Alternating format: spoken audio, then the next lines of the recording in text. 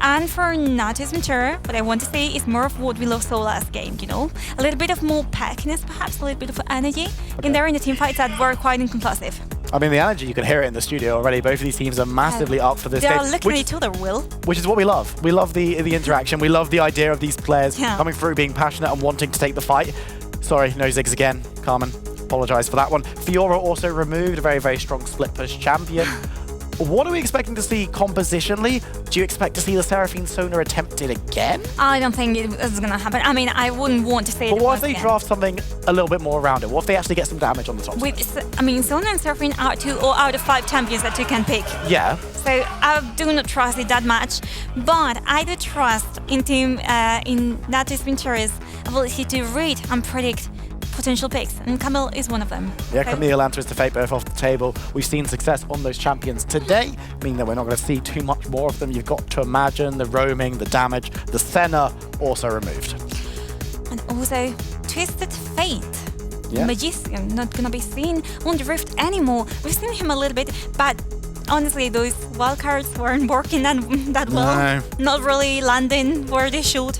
I mean, he's a very, very good champion at the moment. Last game, we didn't see so much success when Snitch played it for Rick's GG. Of course, they came out with the L on that one. We're going to have to see what the final ban is going to be. But so much power left on the table to be picked up on. My boy, the Crocodile. No! He's available. No, please. He's available. I'm sending a message out here now. Please, no. Darius is gone. That's not the Croc. Renekton. No. Hello. No, please, not again. We've seen Renekton in every single game. Be a little creative. A little, think a little bit out of the box. What else would you like to see instead? Okay, can I see Riven again? Oh, that's a decent shout. I'm moving on that one. Yeah. What about a Riven Renekton matchup in the top lane? Can I tempt you? No, you cannot. No, not you even can't. a little? No, you can't. I want to see something different in top lane finally. Please, let's break out of this meta of like same champions. We want to see some teams that bring something different, riskier, original to the Rift. They're thinking about it. Very concentrated, by the way. We can see them right here in front of us. Really, really into the game, at least for most of them. First pick, Lee Sin. It is something I will expect in the hands of Leon in top lane, but we're not having Leon in this game. Let's leave Leon aside. Lee Sin for the angle here for Natus Vincere. Your face is saying it all. I don't know if I can see. It might be played. It could be played in top lane. It's very good in the jungle. That's where I prefer to see it. We've seen it a little bit in the top side. Valhalla might just be picking it so he can dash away from all of the camping. That's probably going to go on. Riven, Galio, you got your wish. Galio, love this champ. I didn't get around the map ask as for well. a Galio. You asked for a Riven though. Yeah, but you said you got this wish because I wanted I'm Galio. saying you got the wish because of the Riven. Yeah, Riven. Okay. Galio's cool too though. You can't hate on Galio. I got my wish now. Wow. Okay. Nami. Talk to me about NaVi Lucian. I love NaVi Lucian here. You've got F and Flow, which is going to allow you to either heal Lucian or cause damage on the enemy and also heal yourself. You got Bubble, which is always nice. Tidal Wave, just to drive the enemies away quite literally. And Lucian there with the cooling. So you throw Tidal Wave, you get the cooling from Lucian. It's all done. It's all done. It's all sorted. Ari in the mid lane. Damage coming on through. And you know what? What? We're seeing two compositions that look pretty spicy right now. Corki also going to be coming into the rotation. Most likely going into that bot lane because we've already seen the Ari, the Ninetail Fox, in the mid lane. What's NaVi going to be putting in solo lanes? Could be Lucian, could be Lee Sin. They could go there. Yeah, but I'm picturing more of Lucian Nami than the board lane. Nothing that's really out of the box. And it's not a pun involving Fresh, by the way. Or they don't want to pick Fresh here because they've already got NaVi. Okay, we see the players are very excited, very enthusiastic about this game. So about Ari and Corki, I really like these champions too. Arias and Assassin. Arias and Assassin doesn't even matter because we've got Aurelion Sol, the creator of the galaxy, within our lines right here, the boys of light. NaVi out here really we need to bring in the big guns. We need the space dragon. The big himself. dragons. And talking about big guns, is rock solid. It's Malphite. I love what I'm seeing. I just love it. I love him too. Unstoppable Force coming in for the Rift. Last pick for Team Queso, Kha'Zix. Yeah, I mean, makes sense. Gonna have that Riven in the top side. You've got the R8. It's gonna be Corki Galio down bot lane. Quite heavy AP damage bot lane. But like it is. There's a lot of AD damage up in the... well, actually, with the RE as well. You got Kha'Zix, you got Riven, right? You've got damage coming through everywhere. My mild concern here is if you can get past the Galio, there's a lot of skill expression. We're going to go onto the Rift and see exactly what is going to go on between these two teams. But honestly, NaVi's won my heart. Malphite, Aurelion Soul coming on through. Aww. I'm hyped for this one. Aww. Okay, we never talked about the runes, by the way. Oh my word, wait, the stun's coming on through. It's massive. It's gone on to Reese. He's going to be able to get the charm down. The damage coming on through. It's not going to spell a kill, but we've already seen what the Aurelion Soul can do. 2 dogs barking, not really biting. This needs to be taken into actual action, into actual kills. But for now, look at the entirety of Team Queso delivering that. Like both the bot laners, got Corki and Galio going to the bot lane, preparing to start a fight there. And for the rest of them, it's quite normal stuff besides that first, face-to-face that they've gotten before the minute 1. However, what I'm expecting from these two teams is right now, based off the competitions, I'm expecting Natus Vincere to actually be quite proactive. They need that actually. Following Dante's choice of runes, following the NaMi pick, I'm expecting loads of move speed. As for Team Queso, again, loads of ganks. You've got a Kazakhstan, take advantage of that pick, the lead.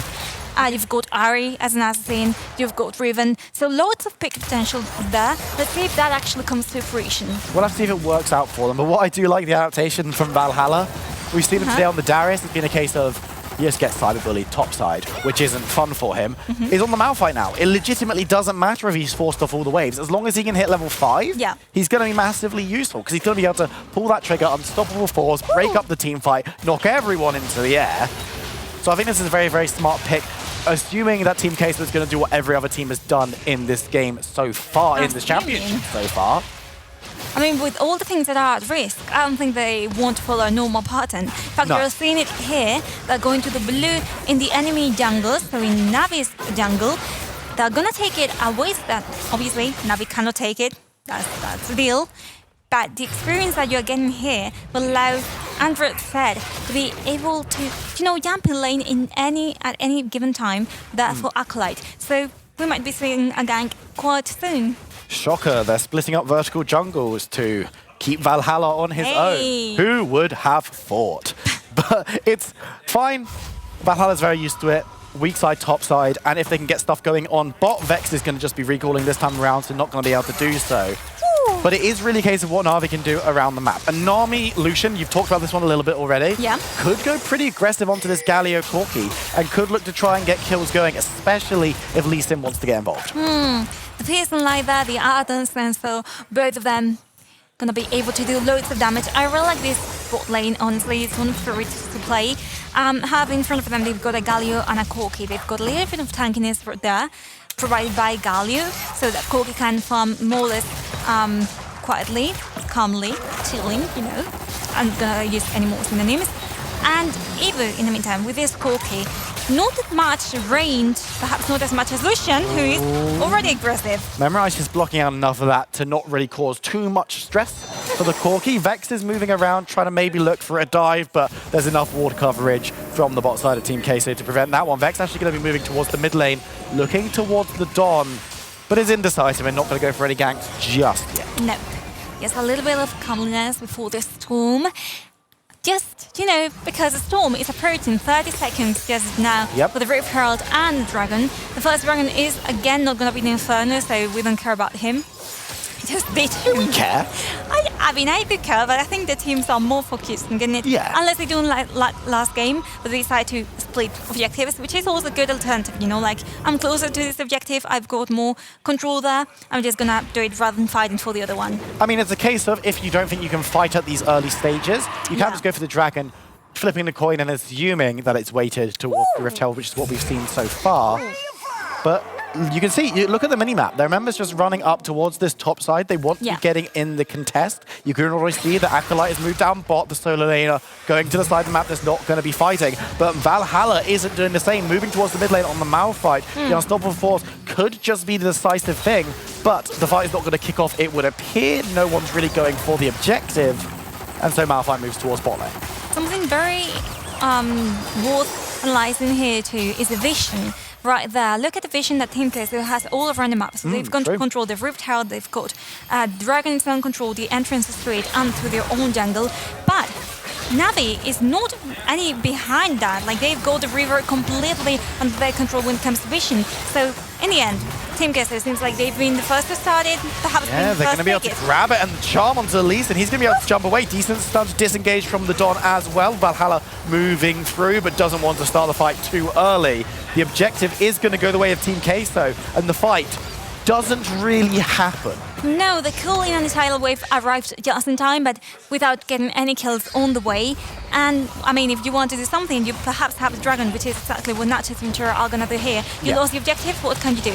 Okay, go for the other one who's in Rift. Just grab it. This is what we said, actually. They're happy to trade this one. Yeah, they really wanted the Rift Tower, and actually the top tower could well be forfeit here as well. So that's going to be first tower and Rift Herald, kind of best case scenario, especially if there's a push that can be done by Acolyte and Shelly onto the inner tower. Not going to take it, but a decent chunk is fine.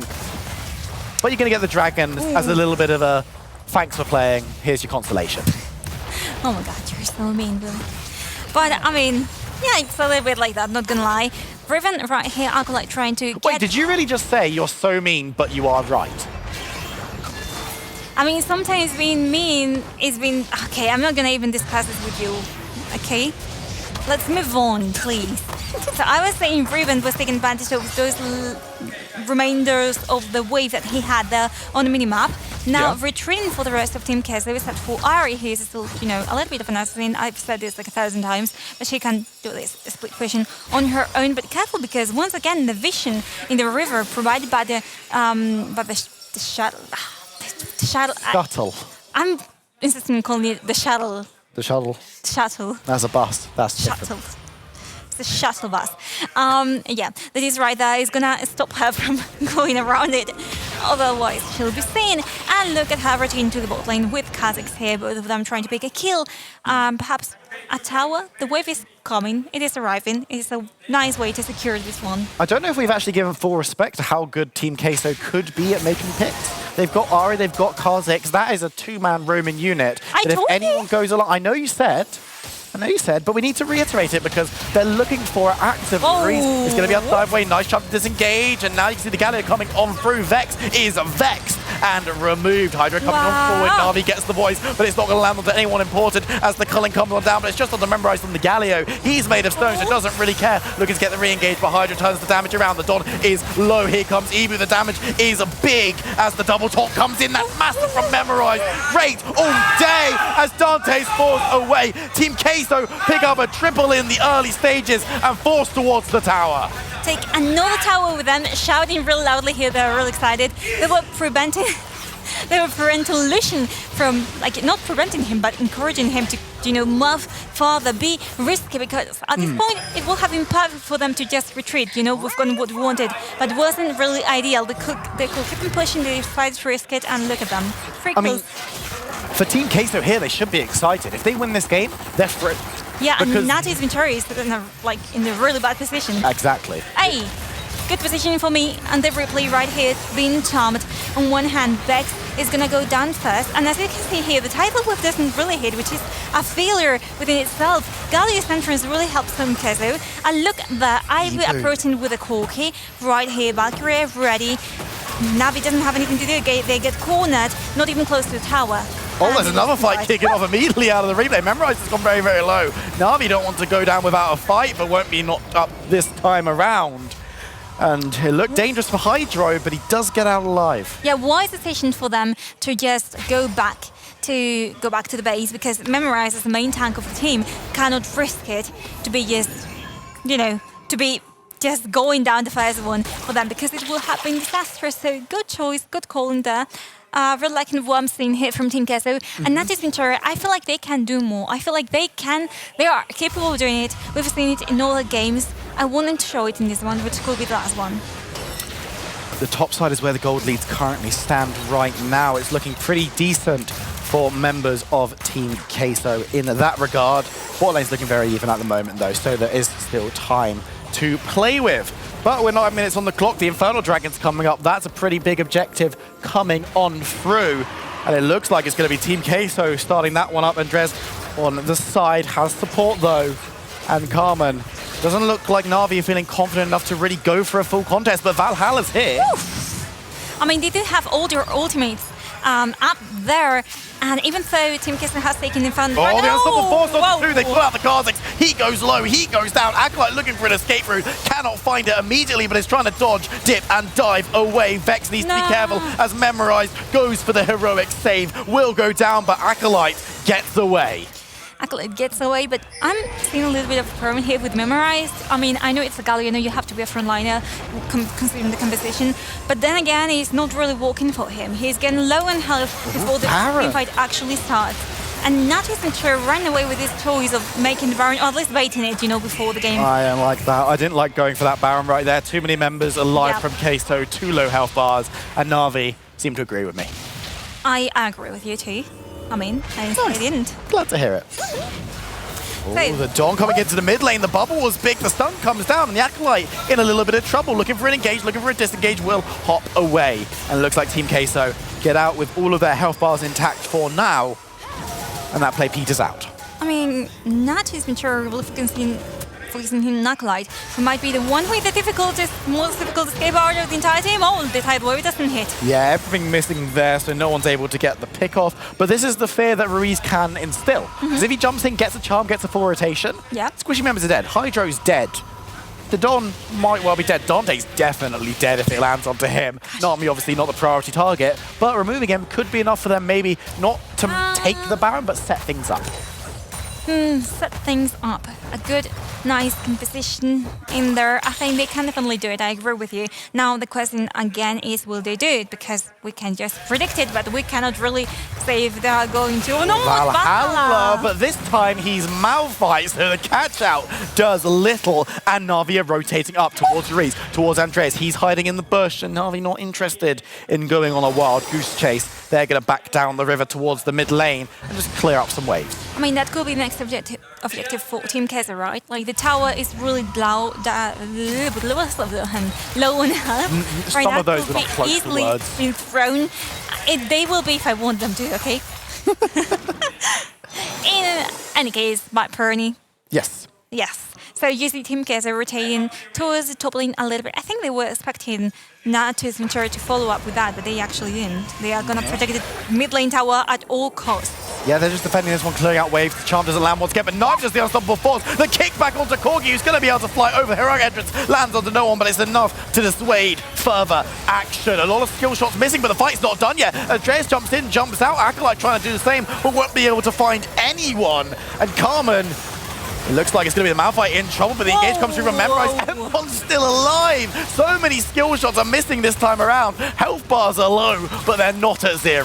I mean, who cares about the health bars when the ones from towers are so low? True. No tower for this cohort of Team Queso. 3 ones in front of the one that Natus Vincere has. Hydro needs to be careful, getting danced on by Hydro. Ruiz is coming, so with the rest of Team Queso, but Lucian's still alive for a second longer. Gets the damage, can't get the kill though, and Nami's cut down as well, trying to save her marksman. The stun coming from the Don is absolutely massive, but it just catches the Galio.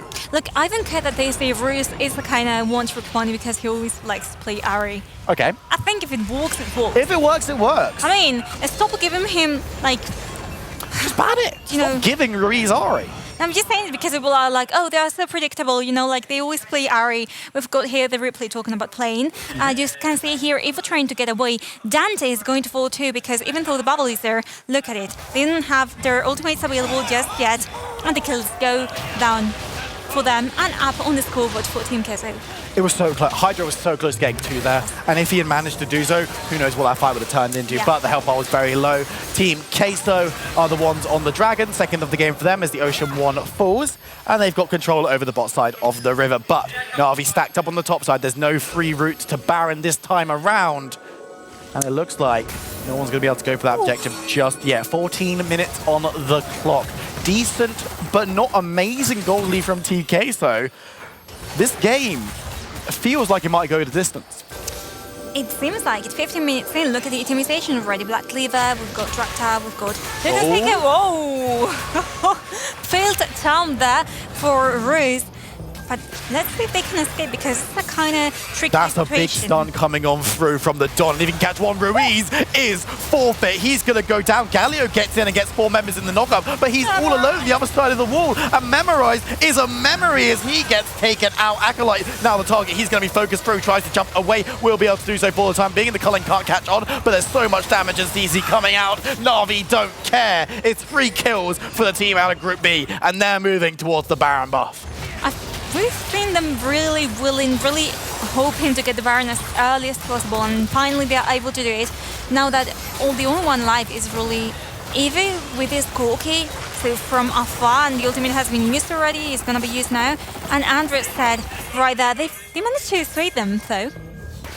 Yeah, they're not, as we say, Baron does so much damage in Wild Rift. Yeah. You can't really, contesting it is pretty easy, even if you only have a couple of members. But Carmen, look at that stun. The replay, the urban there, right there, they tried to get the entrance from Galio as well, but you know, the problem in all situations is going to be the Baron pit being in the middle, so that allows NaVi to clearly just isolate the members of Team Queso and go for the kills, which is happening right there with Acolyte, who, as Riven, doesn't have so much as an escape. No, doesn't really have the opportunity to. No. Survived a surprisingly long time, was able to run a decent distance. Yeah. When you're 5-on-1, you're not really going to be able to get out of that situation. It was kind of just a time waste thing going on. But NaVi, it looked blue for them in the early game. In fact, it's been blue for them the entire time. They're on blue side. But it looked bad for them in the early game. They came back, and the Aurelian Soul and the Malphite, we're starting to see why these two champions might be good together. Do you have to admit it? I like both of these champs. I'm an Aurelian Soul fan. Malphite can hit the unstoppable force. Yeah. Aurelian Soul can follow up with a stun that hits literally everyone in the Voice vicinity. of Light. Voice of Light comes through, the damage is there, and jobs are good. And, like, we haven't seen too much Aurelian Soul in Europe. We've seen it a little bit elsewhere. NaVi's making it look pretty good. The Dawn is making it look pretty useful. Yeah. But they're not out of the woods yet. There's still a lot coming through from Team K, so the pick potential is still there. They're looking for the fight, the unstoppable force on to the Galio. Memorize though, going to turn around with a taunt of his own as the damage comes through. Reese dodging, dipping in and out, but needs to flash to get away. The Culling still landing on the Ari. Acolyte on the side. The Kha'Zix comes through and the damage is decent, but NaVi's still alive for now. Hydra has to flash away in the end, but they're all going to survive. Decent fight for NaVi. I mean, the other one who doesn't survive is Memorize, but once again, the Galio, I'm starting to see this, and that's an actual problem. Galio, once again, the only tanky champion here. Let's see first the replay. You can see here how they jump. The tidal wave doesn't really hit. I mean, it serves its purpose to divide the enemy team, in this case Team Queso. They go after them, but Memorize is already there. They're gonna try to get in there one more time. Hydro manages to escape quite easily. Roos decides to resign because obviously he's low on health. He can't do much to keep on chasing, which leads on to Natus Vincere being able to get away with no deaths on their own. And I mean, this is the thing, like, Galio is the one being focused down, he's the tank, he's the front line, and once he's gone, fights are tricky. But Team Queso have started themselves up for the Baron once again. But they've left Andres on his own. He's been a little bit careful. The Corki comes back on through, and they will be able to secure this one. Baron buff secured from Team Queso. Another fight in the mid lane is going pretty well. Valhalla needs to be careful, about half health already in this fight. No ultimate available, he's already used it. So he's just going to have to wander away. That's as close to a free Baron buff as we're going to get. Another danger here. Vex is the only one retaining his ultimate. Yeah, Vex is the only one with the ultimate. The kick is pretty big, but without the rest of the tools. That being said, a couple of big ones have been used. Riven and Ari are also without their ultimate, but Corki has his, of course, going to be throwing all of those missiles down. We can see the Kha'Zix looking to find a flank as well, and the heroic entrance is coming through from Galio as well. One of the biggest ultimates that we've got in the game, and it's going to be available for Team Queso in the next fight if they take it in the next 15 seconds. Which is always a risk, you know, fighting without ultimates. Always leads to some disasters in the team fights. But in this case, Team Queso retaining most of them. Acolyte now recovering his Blade of Exile. Yeah. What we can say now is that they're trying to fit a little bit of the base here in the top lane with Acolyte trying to split push with those Baron. They're going for the Dragon. The Dragon is secured. That's the Elder, and NaVi now needs to take the fight. Look at the damage coming on through. Will they be able to save? The Culling goes through one, but it only catches one. As Hydra has to go out the other side, Reese drives on through, gets the revive pop from the Lucian. Andres is just there with the damage. Goes down though, the Ari. It's a 1-for-1 trade in the end though. But Acolyte on the base, can they take it? Valhalla's the only one defending, and he's the only one alive. Andres can come through. Members are here from Queso, and it's just the next Nexus unstoppable, force on 2. Can he take on the Riven? The shield is there. They're going for the objective. They're going for the game. They're going for the qualification. And it's Team Queso who take the win. I'm breathless.